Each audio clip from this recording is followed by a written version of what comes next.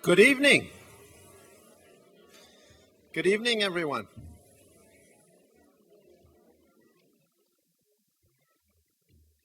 My name is John Colangeli. I'm CEO of the Lutherwood organization. And ladies and gentlemen, I would like to welcome you tonight to a very special event.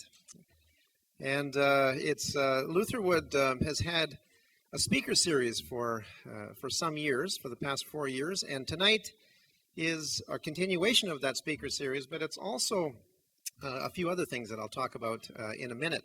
And over the 4 years, we've held 32 presentations for families, parents of the children that we serve, for professionals in the community, and generally for young people struggling with children's mental health problems.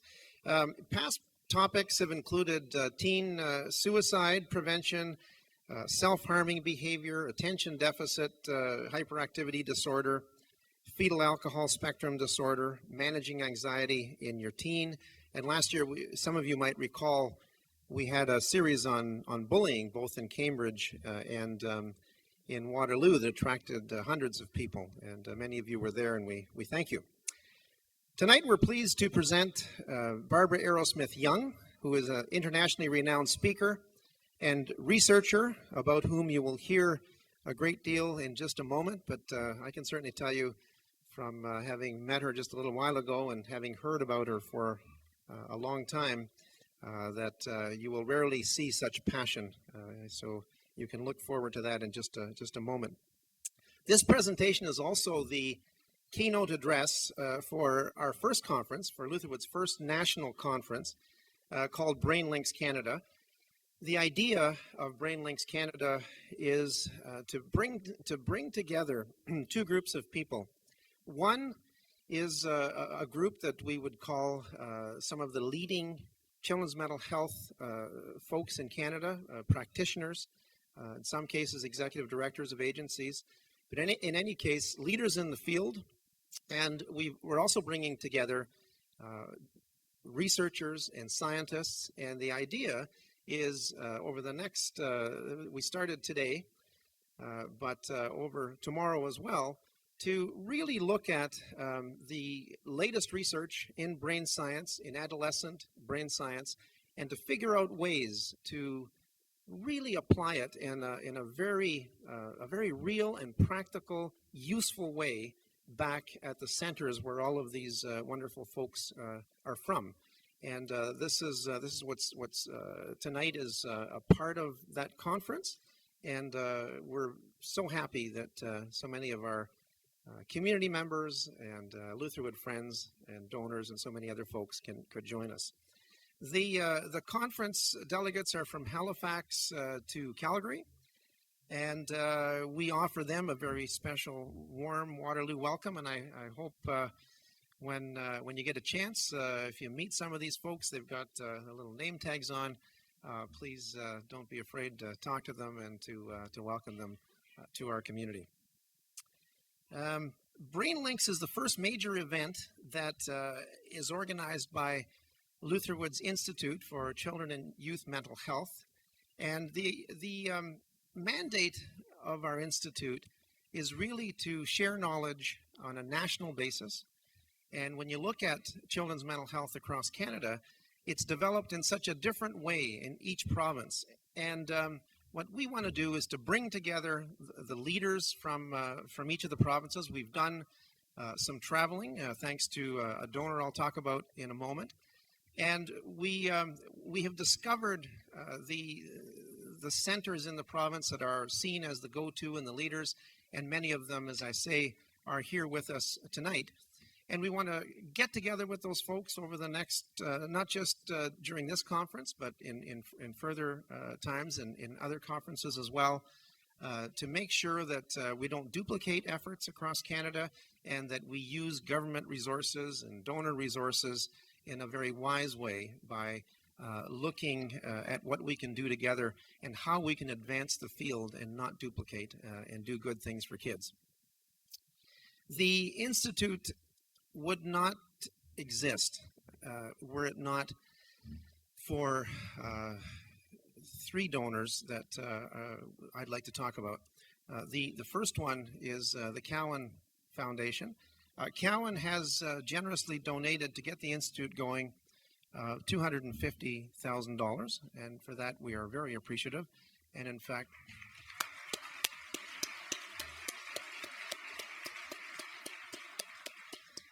the Lyle S. Hallman Foundation, which if you're from this area, you certainly have heard of this wonderful foundation.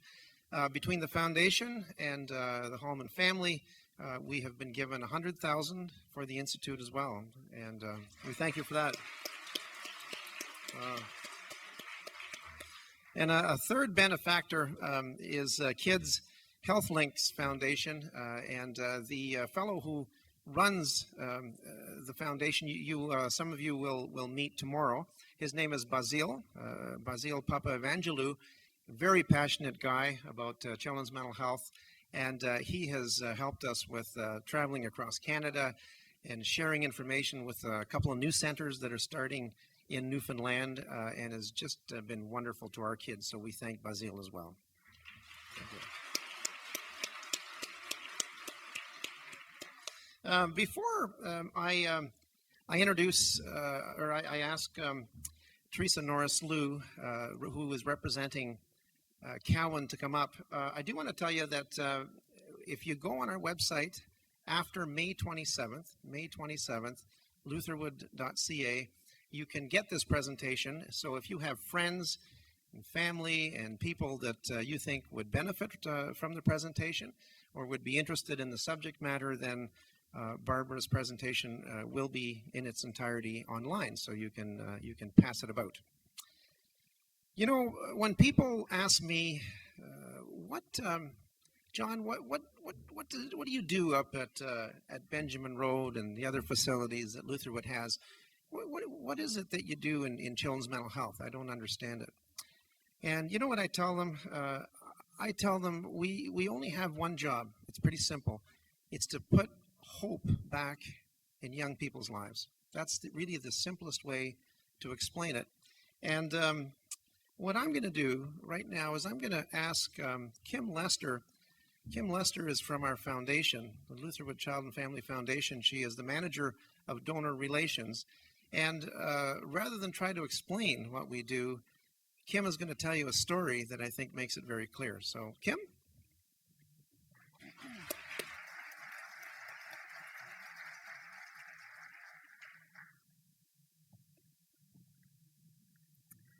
I know in the room tonight, we probably have many parents.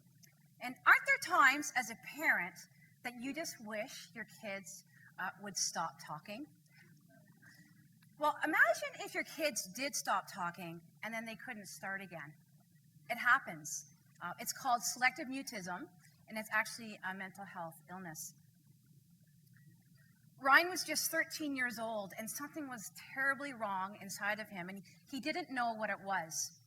While his friends were off exploring the world as teenage boys do, Ryan just wanted to be left alone in his room, and he was just full of fear. And he stopped going to school. His family would spend weeks just trying to get him to come out of his room. And everything they did to reach Ryan wasn't working. And they just didn't know what was wrong. And then one day, after weeks and weeks of trying to reach Ryan, he actually lost his words. And not just for a week or two or a month, but for 6 long months, Ryan lost the ability to communicate with his family. Well, you can imagine how concerned his family was. His mom, Mary Louise, is a school teacher in this region, and she began to advocate for him. She took him to doctors, she took him to Emerge, and they just did not know what was wrong with Ryan. And she watched as his world began to shrink smaller and smaller, and her once happy son was totally gone. She actually even worried for Ryan's life. And Ryan, he said he felt only fear when he thought of his future. He had no hope. Well, Mary Louise did not stop advocating for Ryan, and she was thrilled the day that she received a call from Lutherwood that he'd been accepted into the day treatment program up on Benjamin Road. And they discovered that Ryan was one of 5 kids in our community, one of every 5, that has some kind of mental health illness. In Ryan's case, they weren't able to get help because they didn't understand what he had. But for lots of people, they don't get the help because of the stigma, because of the fear, because of the shame, and they don't talk to anyone. Well, luckily, as I said, Mary Louise kept advocating, and Ryan was accepted into the day treatment program, but they knew to get him to actually come to the program was going to be a challenge. This is a boy who spent weeks in his room, not leaving the house. So Mary Louise was really clever, and she put Ryan in the car, and they drove up to Lutherwood. They drove around the building, and they went home. So that was 2 months before the program was to start. They did that every day for a month. The next thing they did was they came into the building. So they would come into the atrium. We have a beautiful atrium. They'd come in, they'd have soup, they'd play cards, they'd have coffee, and then they'd go home. And they did that for another month. The day came for Ryan to start the program, and everybody was feeling hopeful. They came up to Benjamin Road, and Ryan was so paralyzed with fear that he couldn't get out of the car. So for another 2 weeks, every day, they sat outside in the car. And the staff at Lutherwood, they're amazing. They would go out, and they'd sit with Ryan, and they'd try to get him to come in, and he just couldn't do it. And then one day, one of the kids that was in the program that also struggled with anxiety came out and sat with Ryan, and he came in. Ryan finally mustered up the courage to come and get the help that he needed to do. And over the next year, he did a tremendous amount of work to try to learn to cope. One of the first things was he came to an awareness that he struggled with a mental health illness. He had an anxiety disorder. He also learned that through medication and the proper treatment and therapy, he could begin to cope with his anxiety disorder. When he was at Lutherwood, he also found out that there are a lot of other youth that struggled like him. He also discovered the amount of support there was for him beyond just his family. And yes, Ryan did start to talk again. In fact, just a few months ago, Ryan was the class valedictorian for the group that graduated from Lutherwood. And at that time, he shared about his journey out of darkness. He's now integrated back into his community high school, and he's doing well. Watching Ryan change was just an absolutely beautiful thing, and it's hard to comprehend the change that can happen in someone's life when they get the proper help. Now, he knows that he's still going to struggle with anxiety, but when he thinks of his future now, he's filled with hope instead of fear. But Ryan's not only thinking of his future, he's thinking of the future of other people, because he doesn't want anyone else to ever struggle with an undiagnosed mental health illness. So with Ryan's permission and his support, I'm here sharing his story. Because you see, a mother got her son back, and a young man got his dreams back. There is help, and there is hope. Thank you.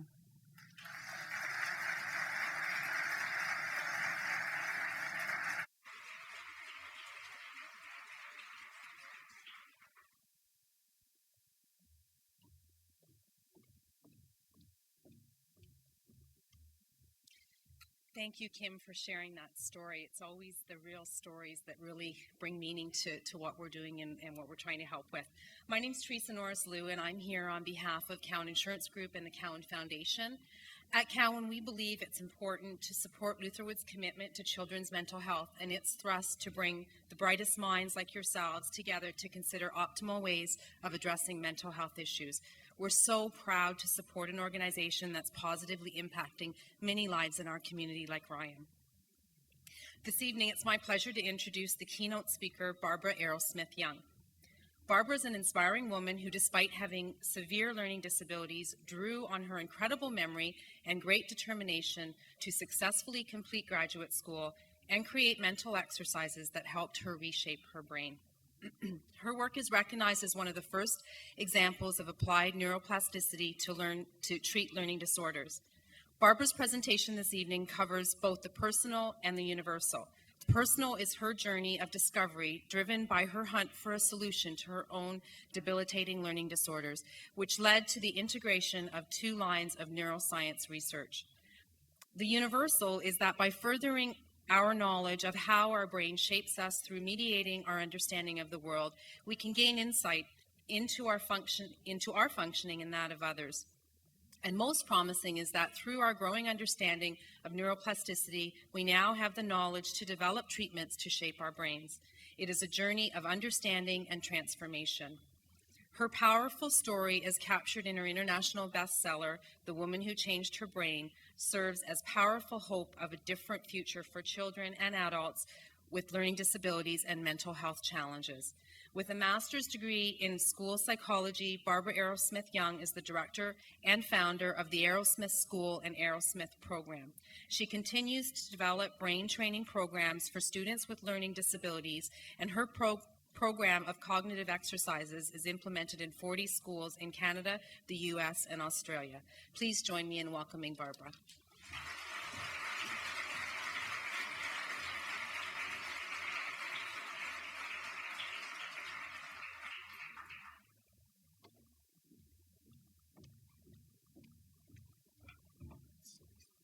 Thank you. I would just want to start with saying I'm very honored to be here tonight to have the opportunity to speak at Lutherwood's BrainLinks Symposium. And this is an event which is really dedicated to our understanding of the brain and to neuroscience and how we can use this information, I think, fundamentally to alleviate human suffering. And that's really what I've been committed to, over the course of my life. And I'd like to thank the organizers of this event for inviting me to come and have the opportunity to speak about what I am very passionate about. And I also want to acknowledge the incredibly important work that's done by Lutherwood in service of children's mental health, from providing research-based programs to conducting research and to building a national network of professionals who can share applied practical research, all with the commitment to turn this knowledge into best practices for children and youth, and fundamentally to alleviate human suffering. And this evening, I'd like to share my story. And it's a story of exploration, of experimentation, and of ultimately engaging with the world. And it's a story of human resilience. And it's the story of how I came to explore the territory of the human brain and how I embarked on a journey of discovery and really a journey of hope, and how I set myself a mission to really discover a solution for my own really very crippling and debilitating learning disabilities, and how I really found a path out of that darkness and that suffering. And on this journey of exploration, I met really remarkable people and incredible ideas that really shone a light and illuminated the darkness that I was living in and guided me out of that darkness. And certainly learning disabilities fit very much into the field of mental health. My own experience and the experience of the people that I work with, there is a cost to mental health in terms of the struggles that individuals have with learning disabilities. As one parent said to me, who was very wise, he said, school is really just a metaphor for life. If you're having real challenges with learning, they don't end at the classroom door. You carry them with you through life. And for me, once I saw the results of the experiments that I created for myself, and the changes that led to, I really wanted to engage with the world and take that work and that knowledge out to apply it to others who are suffering with the difficulties of learning problems. So today, what I want to talk about is that journey, starting with my own personal story and discovery. And I'd like to start with just a really short video, because a picture often tells more than I can tell in words, which kind of is just a snapshot into my work, and then I will talk a bit more. So, knowledge about the causes of learning dysfunction have been rapidly increasing over the past century. Groundbreaking work by Alexander Luria, a Russian neuropsychologist, established that several different areas of the brain interacted to perform complex mental operations such as reading, writing, and mathematics, and that individual brain areas play very specific roles during that operation. Psychologist Mark Rosenzweig of Berkeley found compelling evidence that demonstrated the theory of neuroplasticity, that nerve cell activity might produce changes in the function and structural wiring of the brain. By proving that the brain can be modified, the question arose, why should educators use compensation as if impairment were an unchangeable fact of life? The woman who combined the works of these two researchers into a program of treatment was Barbara Arrowsmith-Young. What makes her case unique is that she herself suffered from several learning dysfunctions, but identified the mental capacities that were weak and then created exercises that strengthened those weak areas of the brain. Barbara has identified 19 specific learning dysfunctions which can be addressed by her program's methods. The school's work has shown that if weak areas of the brain are strengthened, the learning dysfunction will be reduced or removed. 3 interested parents of boys and girls who had gone all through school trying to cope with certain learning disabilities came to talk to me about the same materials that had come over my desk. I'm grateful to the efforts of the individuals who I was working with. They convinced me that there needed to be something for these individuals. They settle into the same tasks every day in a certain order. Some students working on computer programs, some students working on written programs, some students working on auditory programs, and then every 40 minutes they switch. It is the most unbelievable feeling. I stuck to it, and Arrowsmith really turned things around. Once I was through with my first year at Arrowsmith, I noticed many changes. I just took an English diagnostic exam. Now I'm at college level writing. And when I was younger, I couldn't even write like grade 5 level. It's like you get everything. Math is like, now? It's scary and fantastic at the same time. Instead of compensating by having to learn ways around his problem, you're actually strengthening the brain area so that the information is processed more efficiently. Before it was like another language. It was like talking to me in French. Like I have no clue. And now it's easy for me. His short-term memory works so that when he studies for an exam the night before, he wakes up in the morning, the information is still in there. How do you put a price on something that has changed your life? The Arrowsmith School curriculum is designed to fire up the areas of a child's brain that were underperforming, and its methods are getting astonishing results. It sounds like it's literally working the brain as if it is a muscle, areas of the brain. It is. I mean, it's not exactly like a muscle, because when we stop exercising, right, our muscles atrophy. What happens with this work is once the function is there and it's been stimulated, it starts to get its own exercise by being used in intellectual activities. And I've tracked people 20 years out of the program, and there's no drop off of function. So it's better than a muscle. Well, that's good. Mm-hmm. One thing I'd like to point out, children with learning disabilities are smart.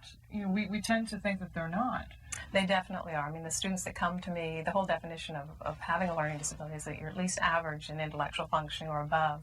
And a number of the students that I see are above average. And they've had to struggle, but they can't fully utilize their intelligence because of the blocks and the filters. But these are bright kids, and it's so exciting when you remove the deficit and they can go forward, they can function. I just had a student return to me. He's been out of the program 2 years, and he's applied to Queen's in engineering and will probably get in, and is getting like 90s, 98s in his courses. And this is a student a few years ago that was reading at a grade 2 level.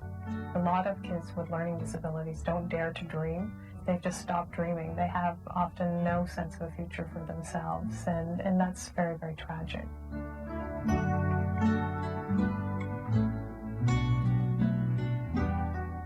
You know, there were lots of people with learning disabilities who went on to be very successful. I'm thinking about Sir Winston Churchill and John Lennon.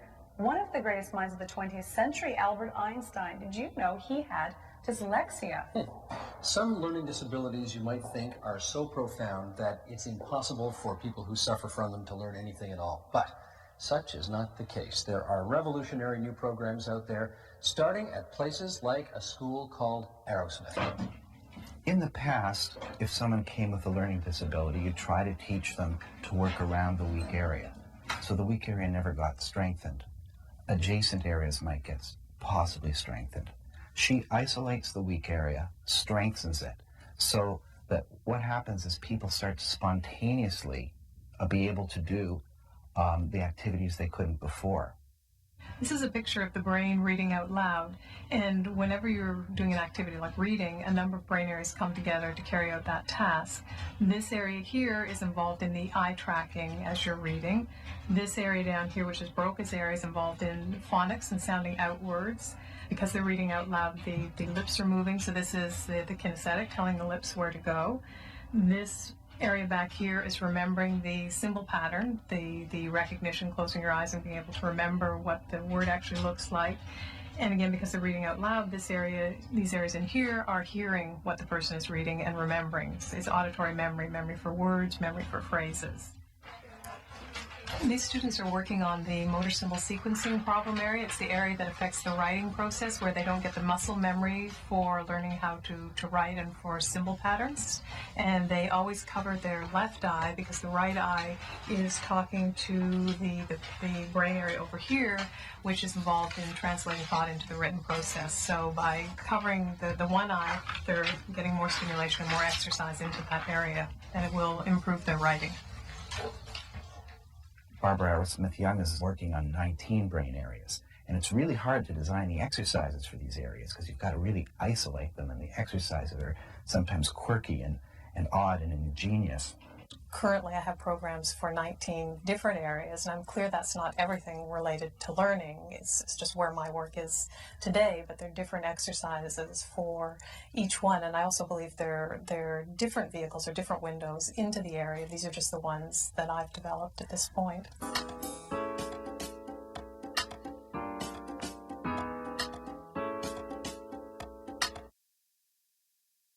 The power of this kind of work, and there's some other programs that do similar kind of work, is that it's the whole capacity for learning in the area changes. So if you're working on visual memory, it's not that just the child is getting better at spelling, but if they're looking at a chemical equation, they can visually memorize it. Like the whole range of that function changes. And I mean, to me, that's the power of the work. Math before. I wasn't really working at my grade level, but I saw in my report card that now I'm working at like a grade 5 level for math, which is good. So I've improved a lot in practically everything. His parents say they were skeptical at first, but they say they can't dispute the changes, including those in Jeffrey's demeanor. We're so pleased with it. His attitude changed overnight, and we kept on thinking, okay, is it going to last? Is it real? And it has. I mean, he's a new boy. He's happy. He laughs. He would have been a D, a C student, would have struggled, and would have been difficult for him. He would have really got to a passion where school gets a little more challenging, as we all know, as we move along. Would have been a very difficult place for him to be. Sure, they might have put him in smaller classes or tried to give him assistance, but they didn't know how to deal with the problem. They were just guiding it along, but not focusing on the problem. And that's what Arrowsmith knows how to do.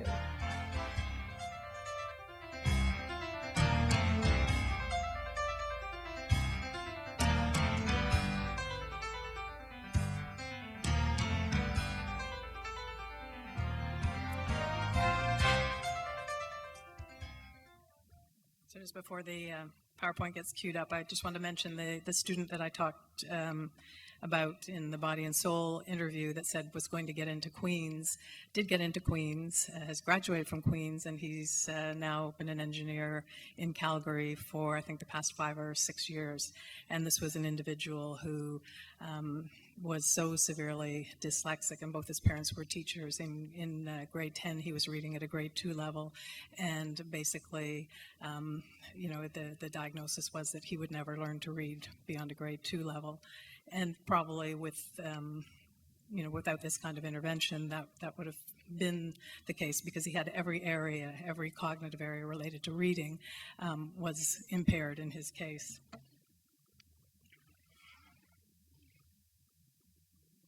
So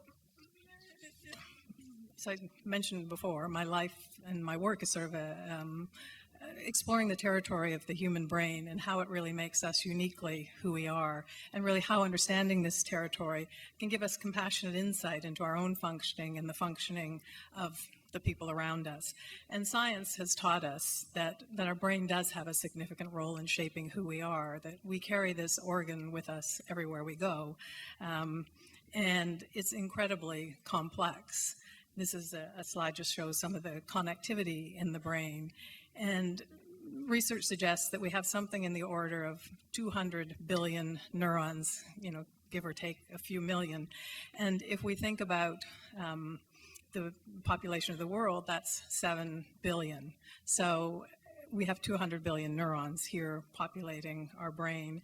And we also have hundreds of trillions of connections in our brain, which this slide is showing. And there are actually more connections in our human brain than all the stars in the Milky Way galaxy. So this remarkable organ that lives with us really does shape our experience, not only of ourselves. It filters our perceptions of the world. It filters our perceptions of ourselves and of other people and of our relationship to that world. And what is also really interesting is no two brains are exactly alike. And if you think about your spouse or your child, or look at the person sitting next to you, and you notice the physical differences between the two of you, the shape of your eyes, the shape of your nose, your height, shape of your ears, your fingerprints, there are actually more differences, physiological differences between your two brains than there are between all of those physical differences combined. So again, this organ does make us uniquely who we are, and it does shape who we are. And what is, to me, really promising is this whole concept, which we now know exists, of neuroplasticity. So not only does our brain shape us, but we now know that we can actually shape and change the functioning of our brain. And neuroplasticity, really simply put, is the brain's ability to change as a result of stimulation and experience.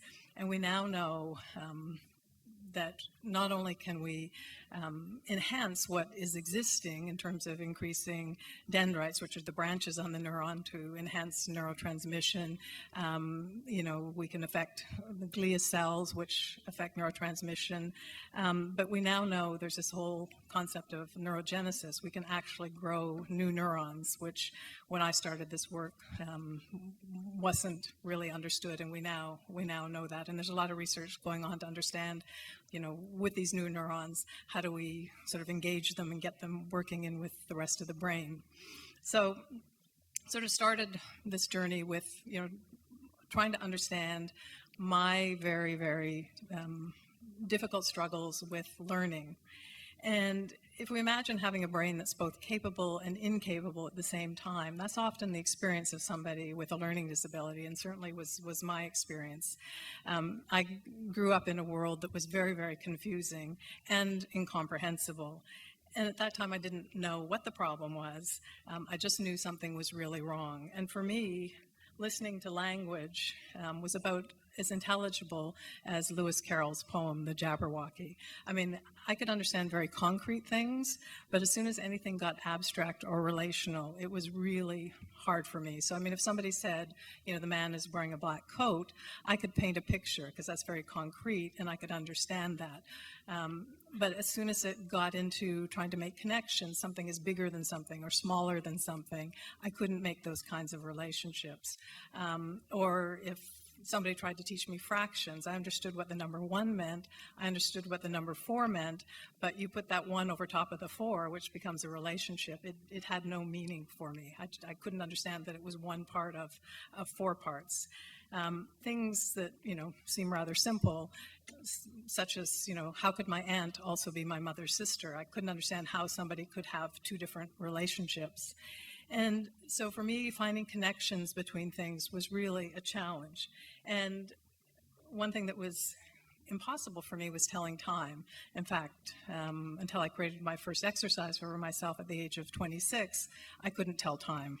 Because what is a clock, but it's grasping a relationship between the hour hand and the minute hand. And for me, there was no ability to grasp or connect relationships. And even more profoundly than that, I couldn't understand the why of things, logic, like the reasons that things happened.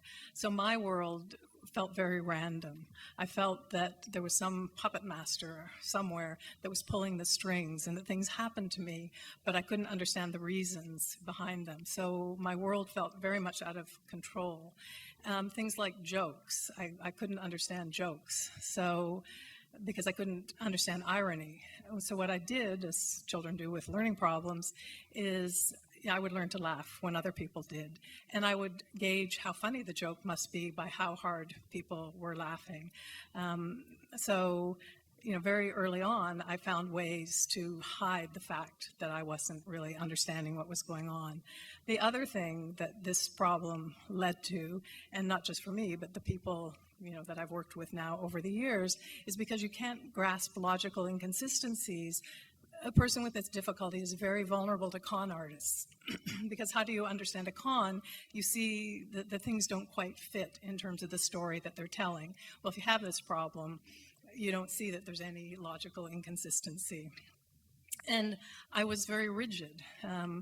Because I would hold on to things for dear life. And it wasn't a personality disorder, even though my teachers called me stubborn and rigid and inflexible.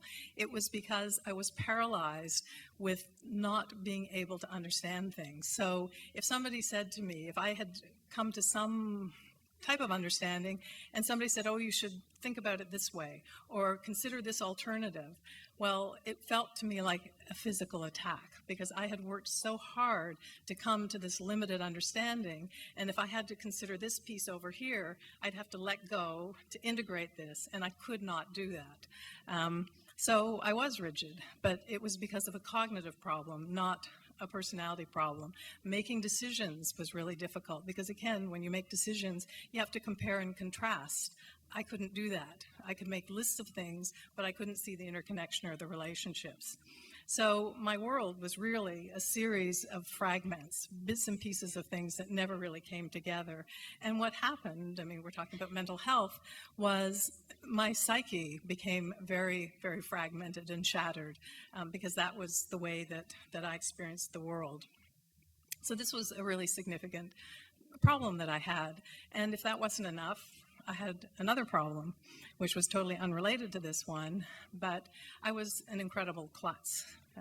That was a kind way of describing my difficulty.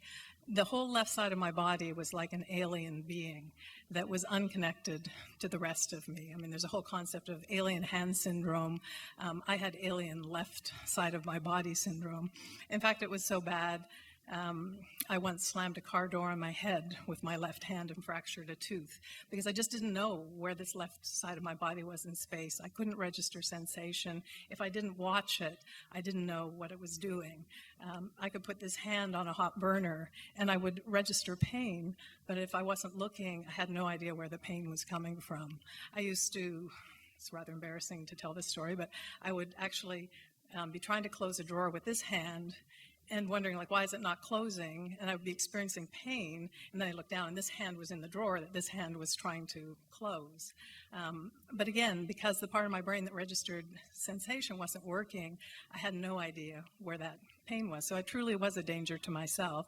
And my mother was convinced that I would be dead by the age of 5 because I was so accident-prone and was bruised and banged up on that left side of my body, and having no concept of how I got those bruises because I didn't register them at the time. And so that was obviously not an asset as a problem to have on any kind of sports team. So nobody really wanted me on their team because I was out there in the field falling over my feet and bumping into things and tripping over myself. So I did kind of understand why I was always the last person picked. So I didn't really succeed academically because of that problem with processing and understanding language, and athletically I was far from gifted. And then there was another problem. So that was the second one. The third one, I didn't understand three-dimensional space. So for me, literally out of sight was out of mind. Most of us, can construct some visual maps inside our head. I couldn't. There were no maps. So if I put something in a drawer and closed that drawer, it didn't exist for me. I could not visualize my way into that three-dimensional space to imagine, okay, that's my sock drawer, this drawer is the cutlery drawer. There were no maps in my world. And as a child, things like crossing the street were terrifying for me because, again, if you think about crossing the street, you kind of create a visual map of how far that car is away from where you are in relation. And so, again, like a lot of children with learning disabilities, I developed a compensation, well, actually a couple of different ones. One, I would walk blocks out of my way to find a stop sign, because in those days there were very few stoplights. And then I would cross at the stop sign because I knew that the cars had to stop. Or I would wait at the side of the street for however long it took until somebody else came along, and then I would follow them, hoping that they knew what they were doing crossing the street, because I certainly didn't. And I used to joke that I would be as successful crossing the street with my eyes closed as I would with my eyes open, because I really could not judge where those cars were. And then in school, things like geometry was a nightmare because, again, you have to construct, those spatial relationships, or geography with maps. And again, that this caused a problem in sports as well, because my reaction, if a ball was coming towards me, I didn't have a sense of where I was relative to that. So my real first reaction was to run as quickly as I could in the opposite direction of the ball. In fact, I often think it could be interesting to imagine a sports team with different cognitive difficulties and kind of visualize, the different people out there doing different things on the field. But certainly, as I said, I was not very good athletically. And when I began my schooling, this was it was 1957 when I started grade 1, and at that time the brain was viewed as unchangeable. It's what I call the pre-neuroplastic paradigm.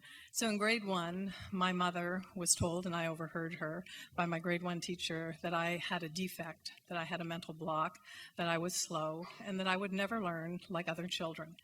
And the message was really clear. It was basically learn to live with it, learn to live with your limitations. There's nothing that can be done. They didn't even have tutors at that time. So in grade 1, I was condemned to a life of struggle, and it felt like, doors were closed at that point. And for whatever reason, my mother was an educator, my father was an inventor and had multiple patents, and I came from a family that kind of believed that if a problem existed and there wasn't a solution, one went out and tried to find or create a solution. So I had incredible drive and determination, and that drove me to try to find an answer to my problem. And there were very dark times. At age 13, I attempted suicide. And I couldn't imagine. I was graduating from grade 8, and I couldn't imagine how could I go to high school. I could have barely, function in grade 8. And the interesting part was, I didn't get the instructions right on how one committed suicide. So the next morning when I woke up and I was alive, I berated myself for not even getting that right, because again, it was part of that cognitive difficulty. I have a bit of a different view of it now, but at that time, it was a pretty dark period.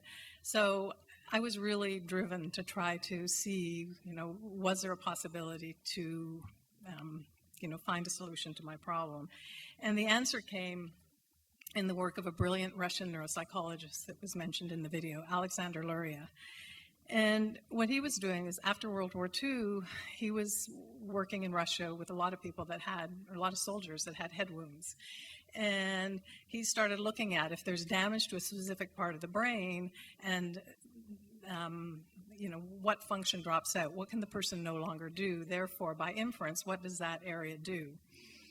And he wrote a book with this other gentleman in the picture, whose name is Zizetsky. And Zizetsky, in 1943, in the Battle of Smolensk, had a very localized bullet wound to a part of his brain in the left hemisphere.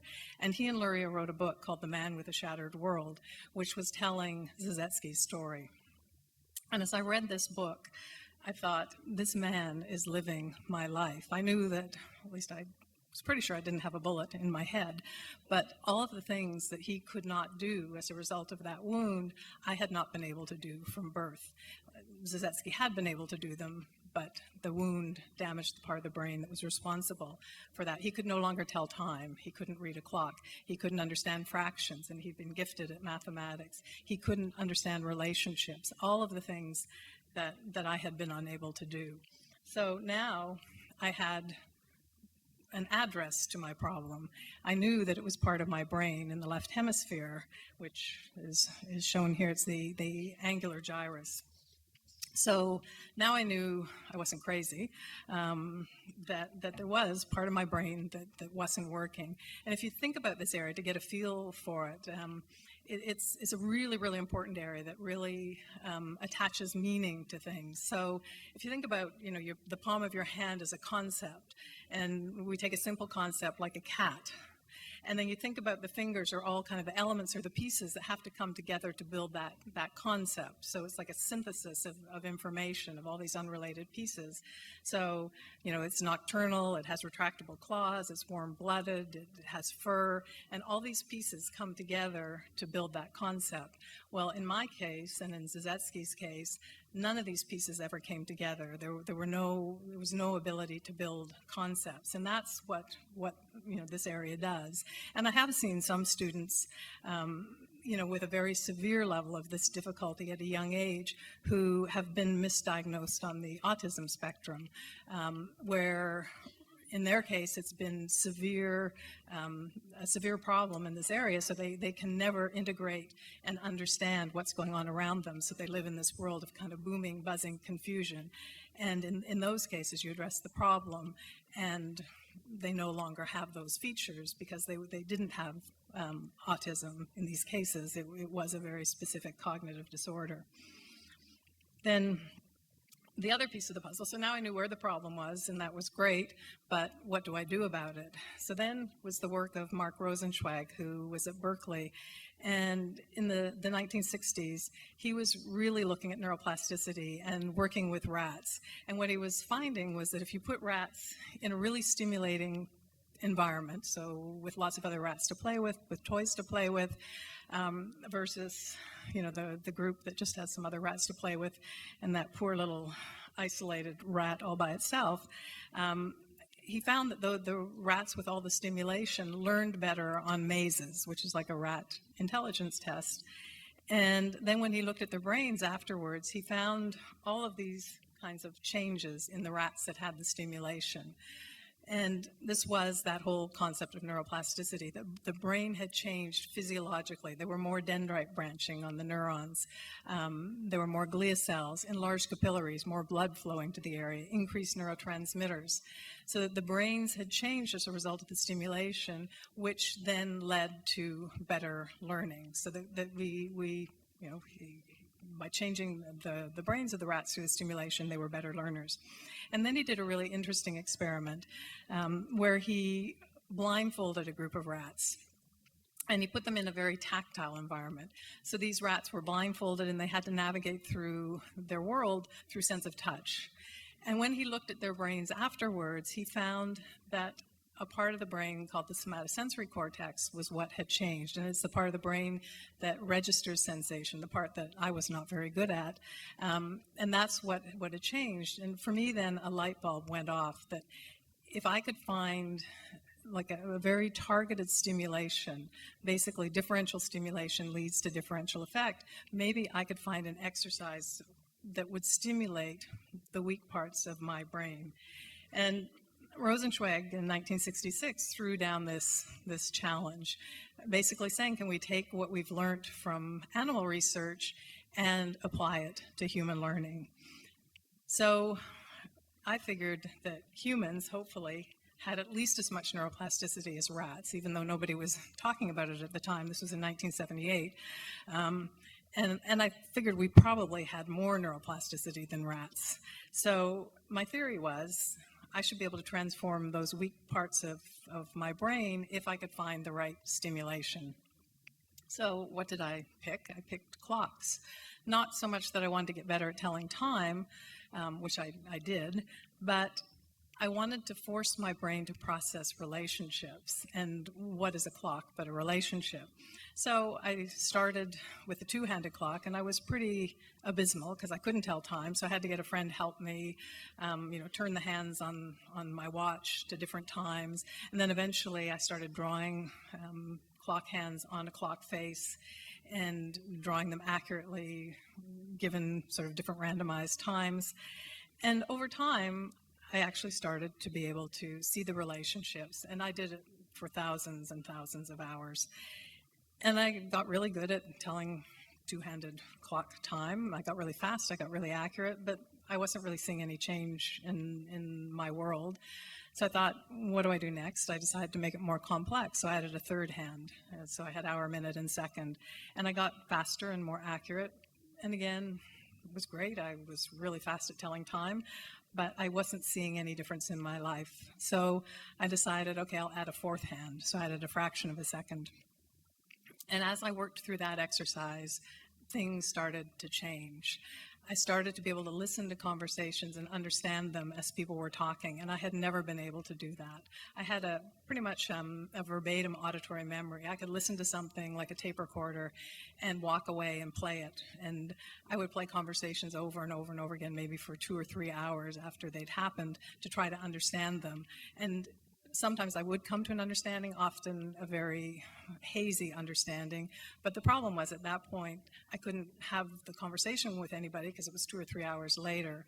Now I could understand things in what I call real time, whereas before I always operated in what I called lag time. I could actually listen to a conversation, understand it, and interact with the person who I was having the conversation with.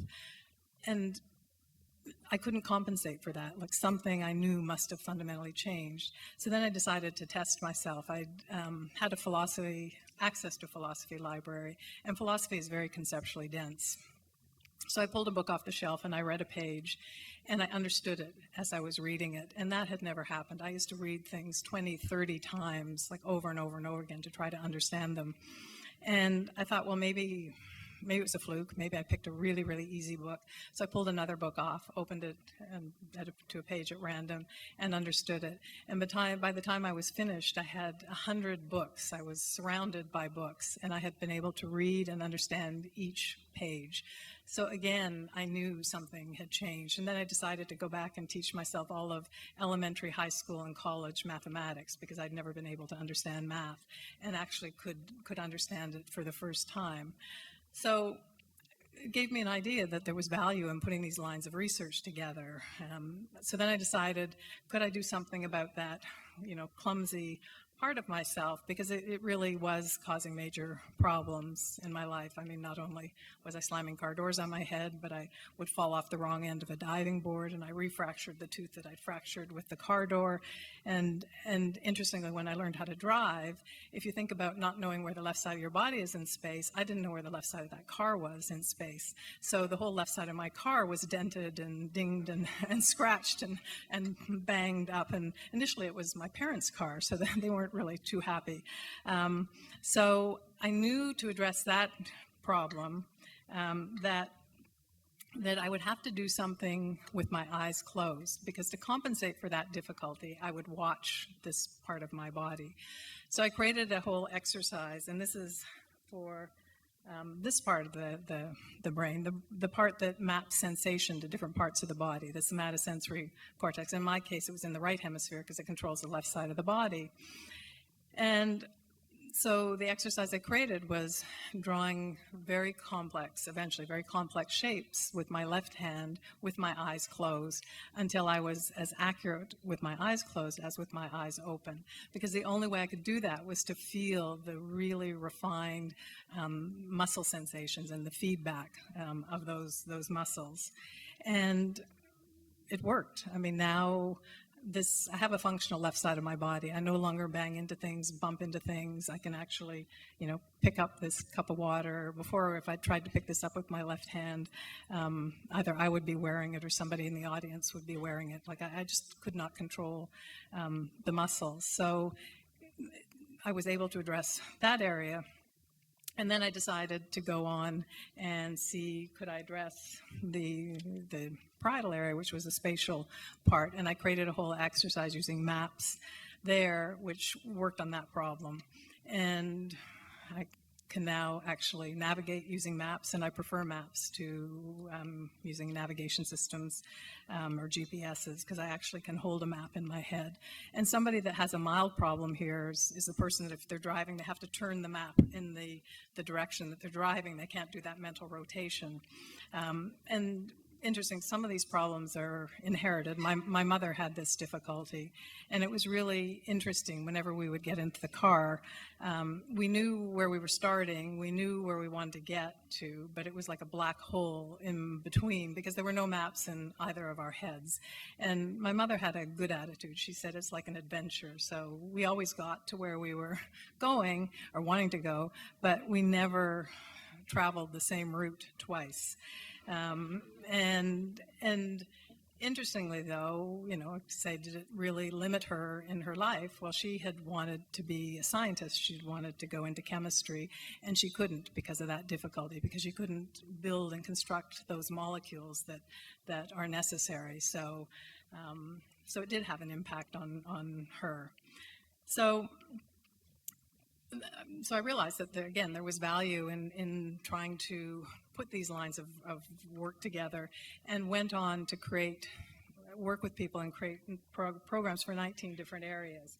And what I've learned through this work is that every one of us has our own unique cognitive profile. We all have strengths and weaknesses. And what happens, though, when there's a real significant learning problem is there's a pileup of difficulties, what I call a cognitive load. A number of pieces come together to make learning very, very difficult.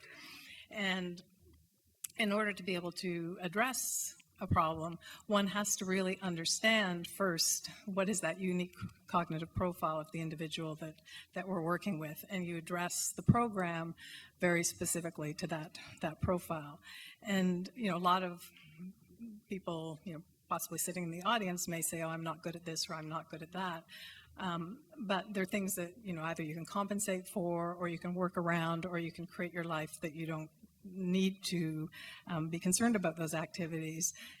Again, whereas the people that I'm working with are the ones where, as I said, there's that pile up, or they're very significant and very severe difficulties that they're not able to effectively compensate. And this can range from the incapacity to read nonverbal cues, auditory memory, visual memory, understanding numbers, time sequencing, learning motor patterns that are necessary for writing. And if we think about the approach, and there are lots of good approaches in special education for addressing different kinds of problems. And so some of them are what I call compensatory. And these are ones where you use tools or technology like voice recognition software if the child can't write, a tape recorder if the child has a poor auditory memory. So the tools to support the learner in the learning process. And then there's content skill-based, and the best of these will look at the unique profile of the learner with the strengths and weaknesses and try to pick an approach, a teaching approach that fits into using or utilizing those strengths. So if the child's a good phonetic learner, you'd use a reading program like phonographics. If they're a good sight, if the part of the brain that recognizes sight words is good, you might use something like Orton Gillingham or Lindemood Bell. And then there's strategies, which are useful for everybody to use strategies. So these are like rule-based or metacognition. So if the child is struggling learning word problems, you can give them a highlighter, say, you know, highlight all the operational words, line them up in order of operations, and apply a rule. But all of these, the premise is that the learner is fixed. These really all come out of the pre-neuroplastic paradigm. The concept here is the learner, you know, has a cognitive profile of strengths and weaknesses, and we're adapting the outside world or our teaching techniques or our tools and strategies to fit within that profile, which is of benefit.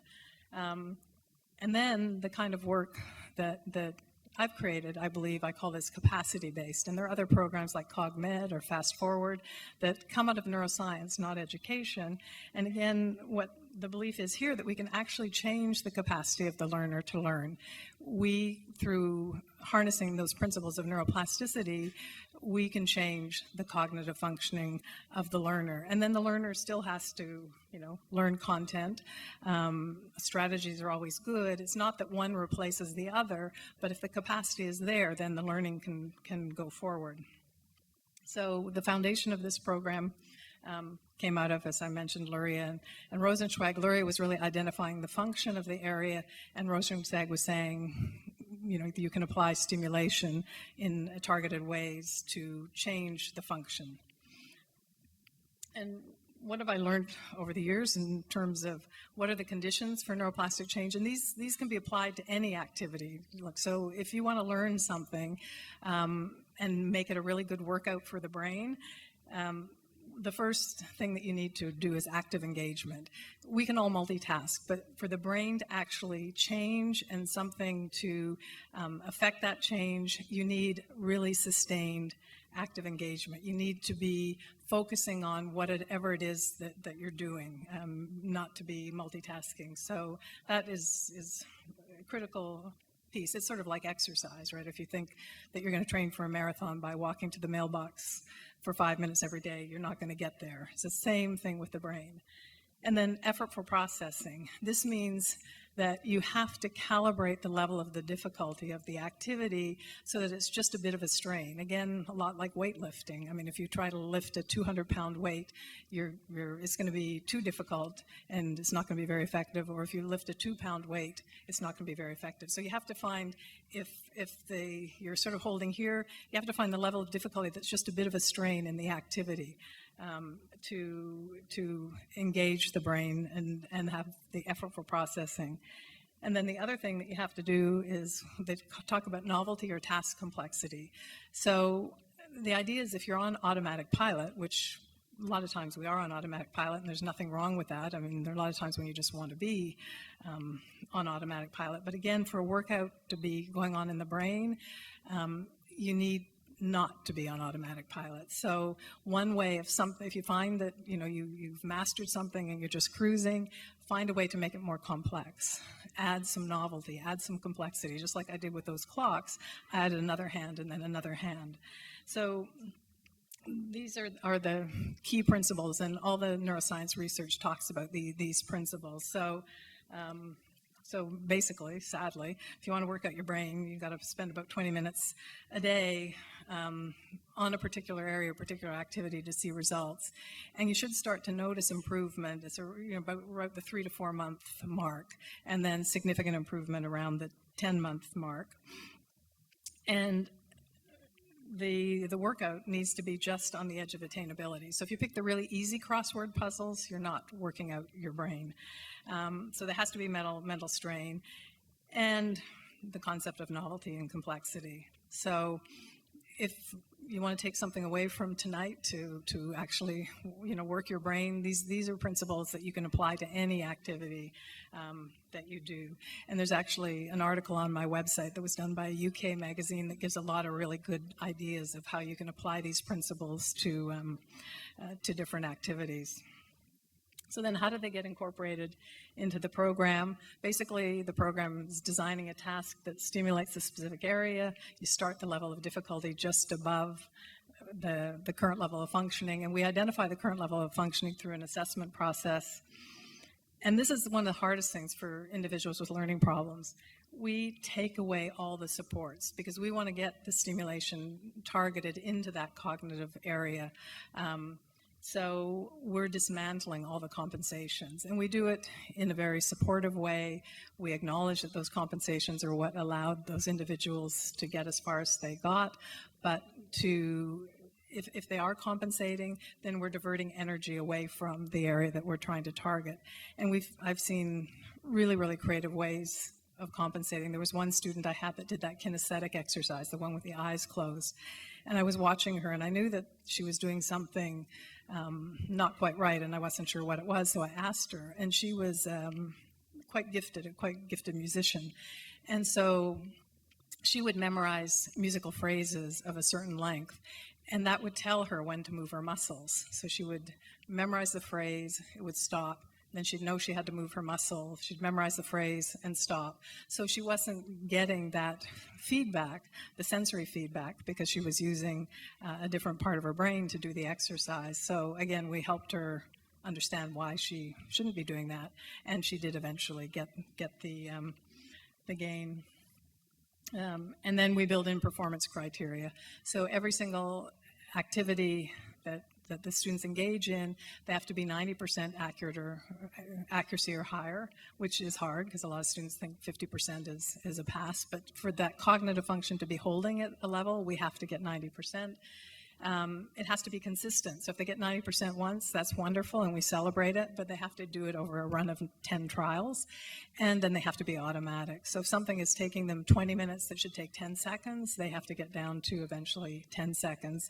And then the exercise gets more difficult. So some students do want to go on cruise control after they've mastered an exercise, which we certainly allow them to do because they just want to revel in the success. And then we add the complexity and the whole process starts over again. And I'm just going to go through this really quickly because I can't see the clock there, but I think I'm running out of time. So this is a slide of the brain reading out loud. This is another one. This was a blood flow study. But basically, what we know about the brain is it's incredibly complex, and there's no one area that's involved in reading or writing. There are multiple areas that come together, and each one has kind of a function that it plays. So they come together in a functional system or a neural network to carry out an activity. So these are a number of the areas that are involved in reading, and that young man that I was talking about earlier that was struggling at reading at a grade 2 level, he had every single one of these areas impaired, and that's why reading was so difficult for him. And just briefly, number 6 is the frontal eye field. So this is the student that can't eye track, the student that needs to use a ruler or their finger because the eye doesn't develop the well-ordered motor patterns for reading. And then area 44 and 45 is Broca's area. So this is involved in motor speech production, the phonological processing in terms of being able to sound out words and read. Area 4 is the primary motor area. So if you're reading out loud, it's telling your mouth, it's the motor impulses to move the mouth and the tongue. Area 42 is the primary auditory cortex, so hearing sounds, pitch, frequency. Then area 22, 21 is starting to discriminate sounds. So it's starting to discriminate noise from speech sounds and then discriminating speech sounds like a ch from a f or a h. So obviously it's really critical in reading, but it's more than just reading, it's critical in listening. When I wrote the book, we did a lot of interviews and we taped them, and I hired a transcription service to transcribe the tapes, so listen to them and transcribe them into words. And when I got the transcripts back and I started reading through, I always knew this one transcriber, and I would flip back to the back, and sure enough, it was her signature at the end. And she had a problem in this area 22, 21. Because she would make speech hearing errors. So things like the Catskills Mountains, or the Catskills Mountains would become the Catgill Mountains, and all sorts of those kind of errors. And then one of my brothers had made a joke about my mother not being cold or awful or evil, and the translator translated this as my mother was not yet off the needle. So she was a heroin addict, which we didn't even know. But I had such compassion for this woman. I thought, here she is all day listening to speech. She can't read lips because she can't compensate. She's just hearing these over headphones, and she's trying to translate that speech into the printed word, and she's struggling to make out what that speech is. And I imagine it probably took her 5 times longer to do her job than other people, and even then she still made errors.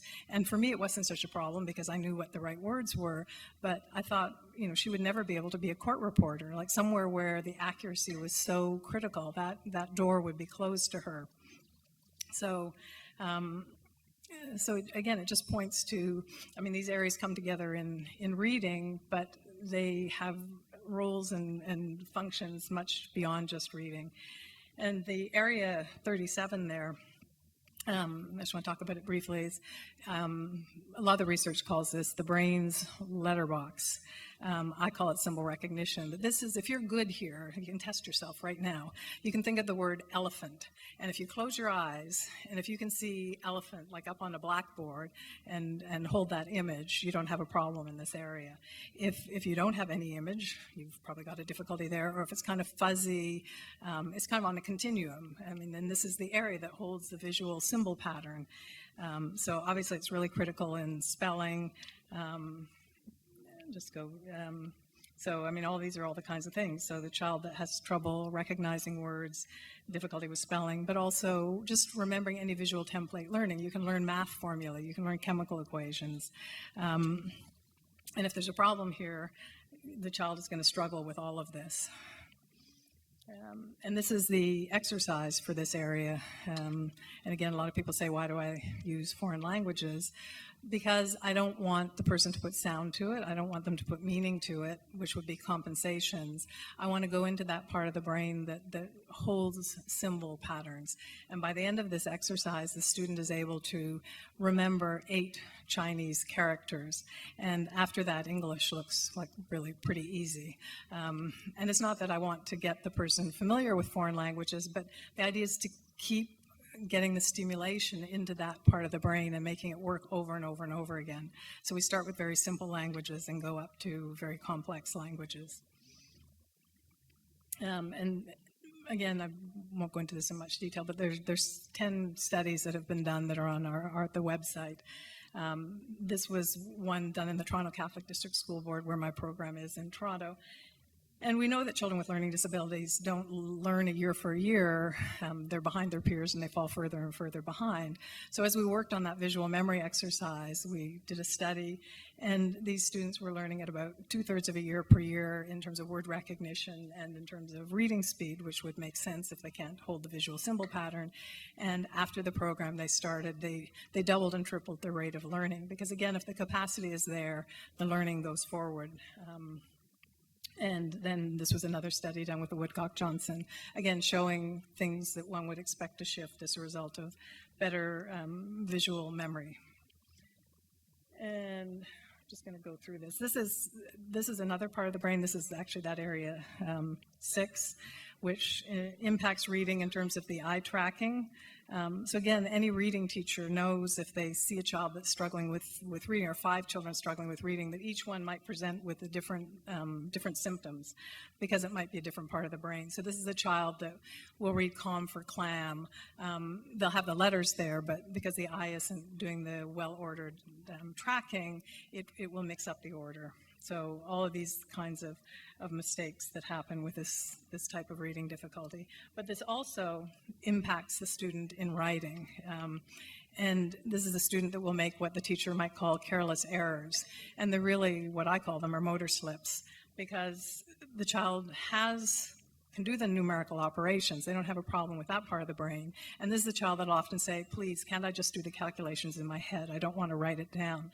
Because they know when they write it down, they'll make motor slips. So you see the first one, the 4, morphed into a 9. And she did the calculation correctly, but it was, it was over 29 instead of 24. Or the student that will misread the sign and add instead of subtract, or they'll miscopy the question and they'll do the calculation correctly, but it was the wrong question that they copied, so they get it incorrect. And the last one, I saw this student do this, and she said 3 into 15 is 5, so she knew the answer, but then she crossed off the 3, that's the last thing that she saw, and that's what she put up at the top. So it doesn't just affect the student in reading and eye tracking, but also in the motoric expression. And this is the one that you saw, the students with the eye patch, and sort of like little pirates. And it's because it's a motor function which is contralateral. So the eye motor in the right eye is talking to the left premotor region over here, and I'm just trying to get more input into that area. So I use the eye patch, and they do lots and lots of motor planning. And as a result of this, writing shifts. I'll show you some examples. So this was a student over, I think, 14 or 15 months, a 14-year-old boy who printed, because printing is easier. It's more discrete motor movements than writing. And we don't work on handwriting. We just worked on that cognitive function, and over time, he just started to handwrite because he had more motor control. And this is another student. He had 10 minutes to write on a topic, and 11 months later, he actually went on for 3 pages in those 10 minutes on this topic. And again, we didn't work on handwriting, but once the capacity is there, it's like the filters are moved, and this child had all this information in his head, he just couldn't get it down on paper. So this is a child that you can talk to, and they can tell you huge stories, but you put a pencil in their hand, and nothing goes down on the paper. And again, another example, and this was a 14-year-old girl and her English teacher commenting on, her change in her writing as a result of this. So, the writing is much more organized, it's more accurate, and there's much, much more of it. And then again, just a couple of research studies that were done showing as the student improves in this cognitive function, again, the things that you'd expect, writing speed, reading fluency, math fluency, all of these kinds of things significantly improve on standardized tests. And to me, I'm interested in research. In fact, I'm right now involved with a researcher at the University of Calgary. We're just starting a research study.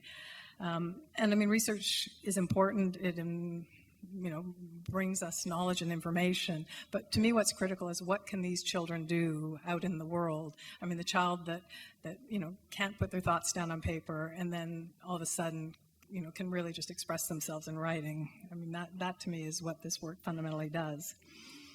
And then just quickly, this is actually one of my favorite areas. And this is an area that people think, does this really affect anybody academically? But I believe it's the right prefrontal cortex. And one researcher, calls this area cognitive Goldilocks, which I love. Because if we think about Goldilocks, she tried out different situations. Well, this is the part of the brain that allows you to try out situations before enacting them. So if somebody has a problem here, this is the person that gets into all sorts of crazy situations because they haven't kind of anticipated what the problems might be. And this is the child that can't interpret body language. They really struggle with missing, like facial cues. They misread emotions. They have trouble. You can teach them social skills, but then they don't know how to apply them because the situation isn't exactly the same as the situation that they were taught the skills in because they can't generalize. And they can't plan a course of action. But what's even more critical, if you give them a course of action, they can't read the feedback to then be able to know how to modify it the next time. So they don't really learn from feedback. And they do what I call premature closure. They take in a tiny bit of an information, like they kind of really quickly survey a situation and make a conclusion, and then they start running with that. And often they've missed some of the critical information in the situation.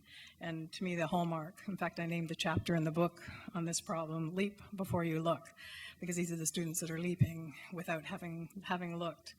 And I showed a 12-year-old girl this picture that had this problem, and she had a reputation. She actually was here in Kitchener-Waterloo, but she came to my school in Toronto, and nobody in her neighborhood, none of the children would play with her because she had a reputation of, they called her a teller of tall tales, which was a nice way to say they thought she was lying.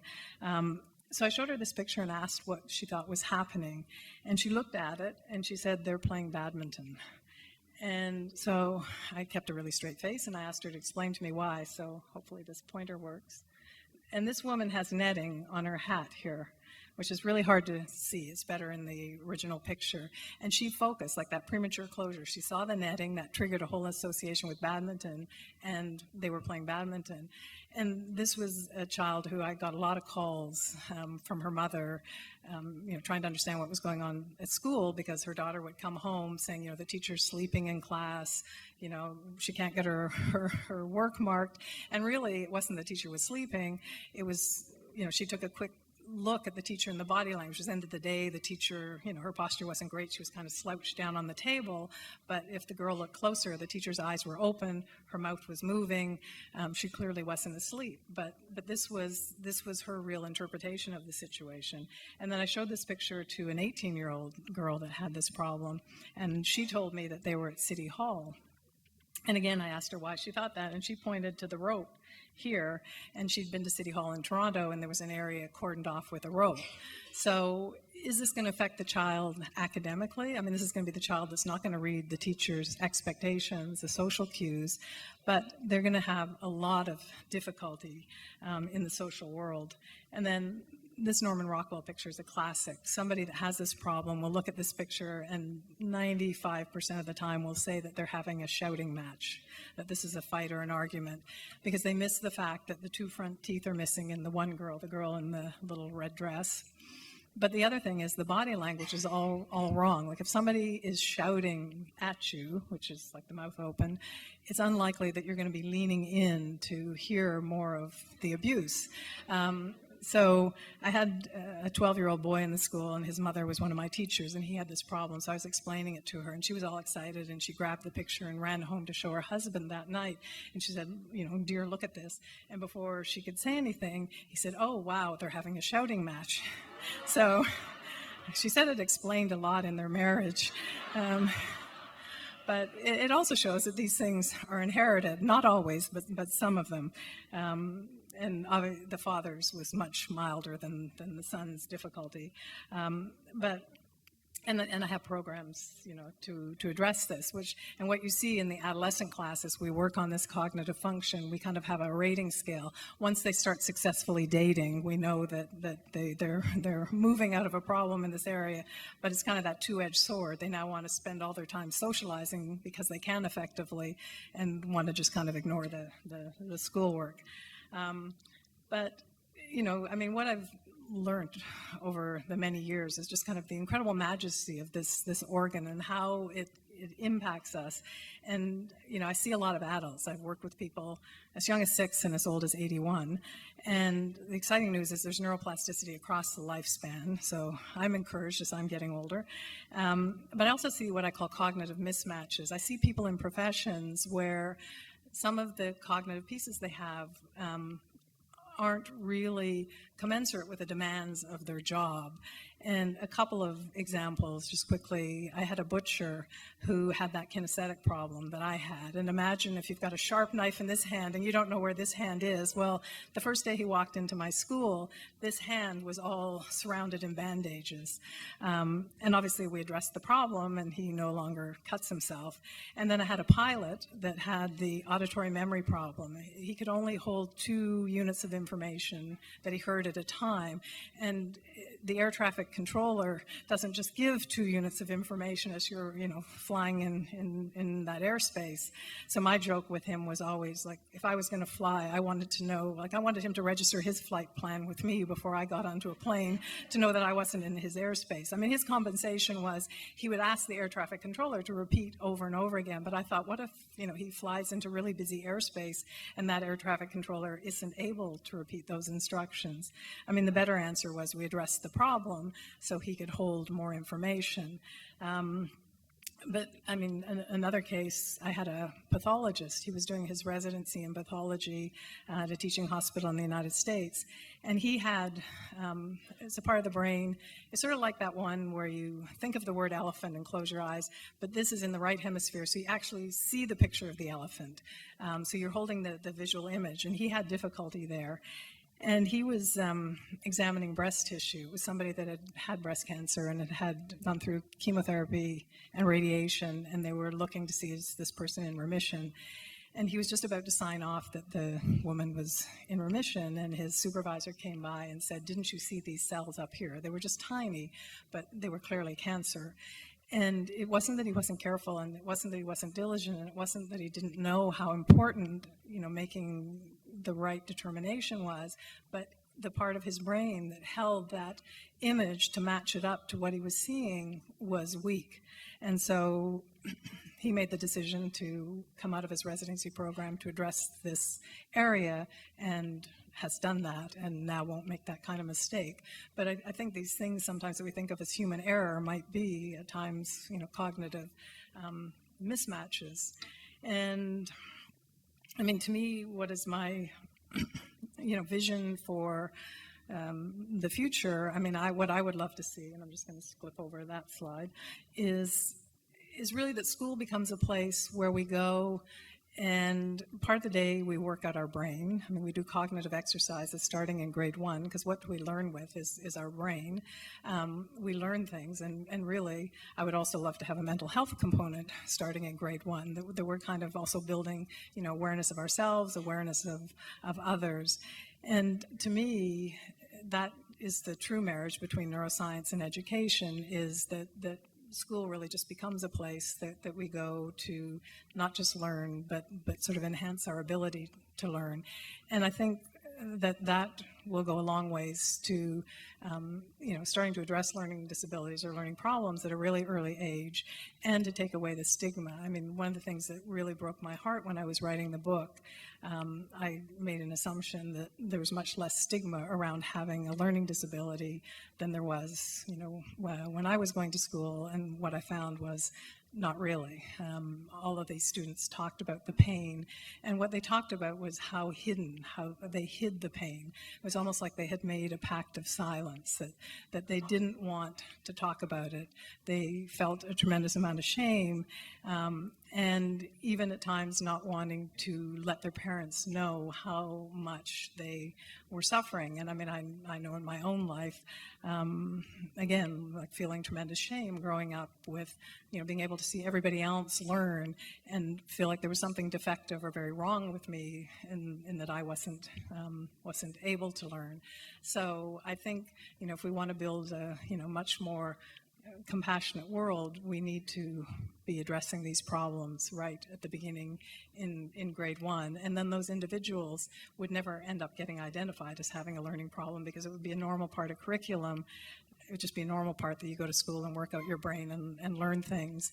And by the time in the normal course of things, when children get identified around grade 3, well, by grade 3, the problems would be addressed and they would never get identified. So that is my vision of the future, and I thank you for letting me share that with you.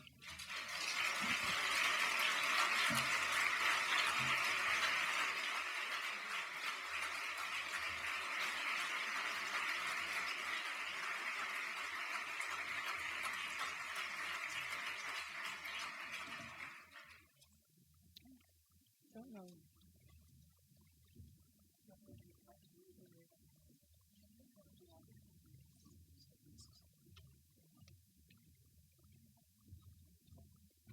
Barbara, what a wonderful and inspiring story. What I'm going to ask is Laura Manning from the Lyle S. Hallman Foundation to come up and thank our speaker.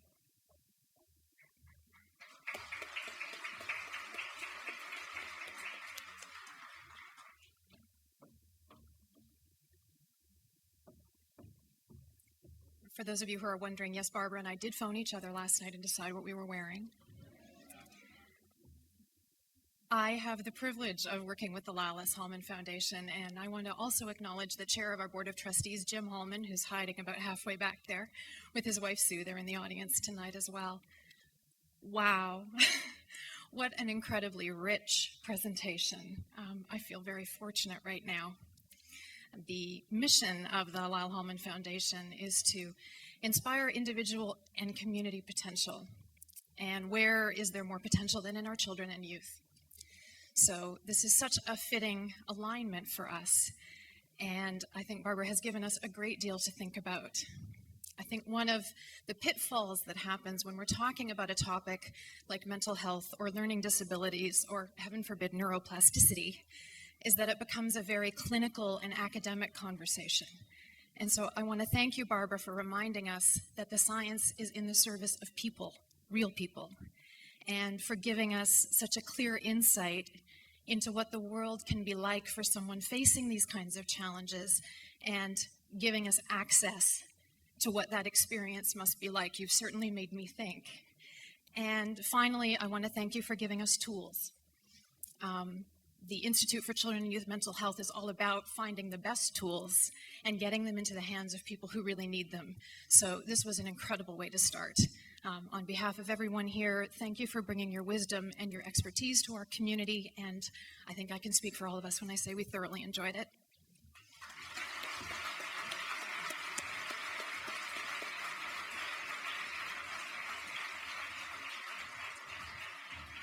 Folks, just a little bit more housekeeping and a few more words. I'm going to ask Mr. Chris Sellers. Chris is the Director of Marketing and Communication at Lutherwood, and he's a very modest guy, and he'll tell you truthfully there was a team behind him, but he's the one that organized all of this stuff tonight and tomorrow, the entire conference, and he's just worked like a Trojan, and we thank Chris as well.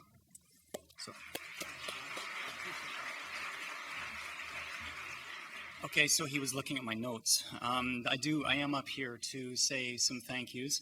As John said, my name is Chris Sellers, and I have the honor of working with Lutherwood. And I can tell you that one of the beauties of working with Lutherwood is that when people hear about the work we do, they want to help. And the most recent example of that, I can tell you, is what I learned about an hour ago, just as Barbara was coming up to speak. And that is that Barbara, having heard about what we do, has generously donated her fee back to the Lutherwood Child and Family Foundation. So thank you so much for that.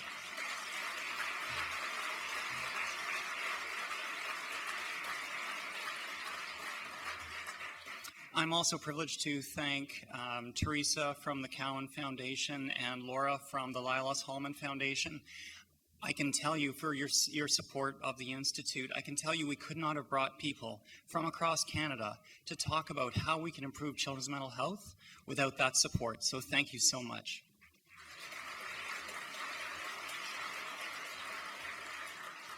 It's also my privilege to thank our event sponsors, the Kids Health Links Foundation and iLight, as well as our media sponsors, The Record, Chime FM, Kicks FM, and 570 News.